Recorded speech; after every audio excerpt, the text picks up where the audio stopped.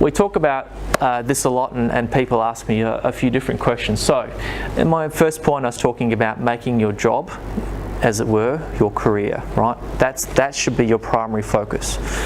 What we talk about that, and what I coach a number of candidates around, is always becoming what's called an A-player employee. And there's plenty of data and information about what an A-player is, and I'll talk about this in 2 seconds, right?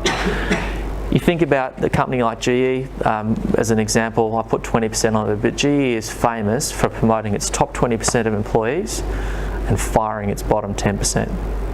Right? Regularly well known in doing it. GE is a massive industrial diversified firm, right?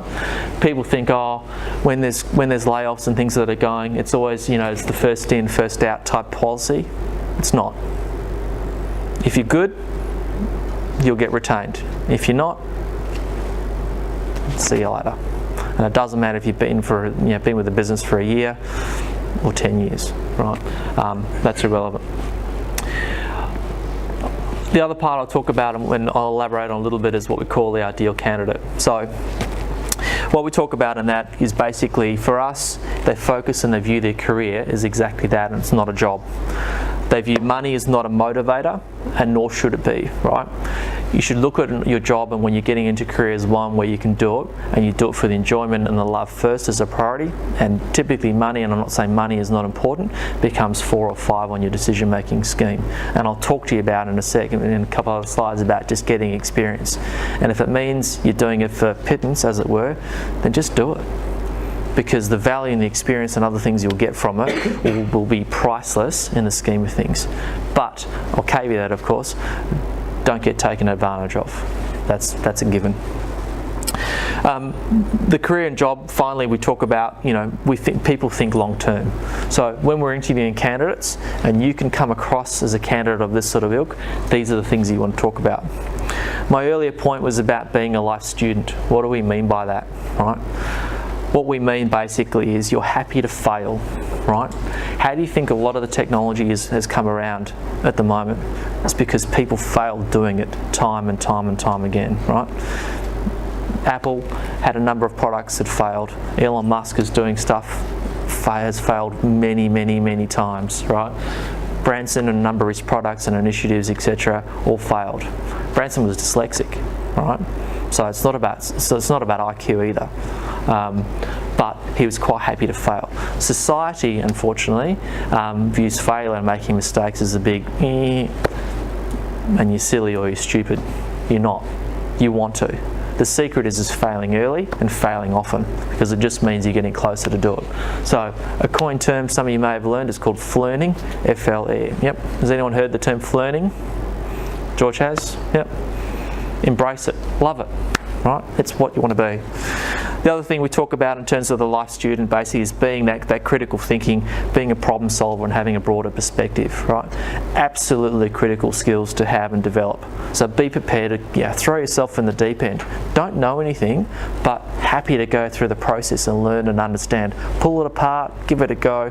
That's what people depend, that's what future employers, and that's one of the things that will put you in good stead and help you differentiate you from the other people that you're working around.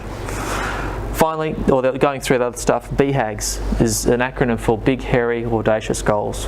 Branson was one of the people that came out with that. Has anyone heard that term before? No?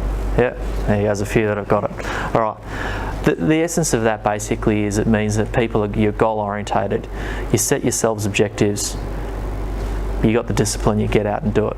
And quite frankly, the BHAG aspect, come on in and have a seat, the BHAG aspect is talking about be bold.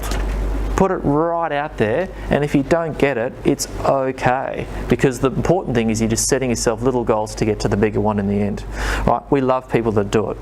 They think exponential and not incremental, and you understand the process of achievement.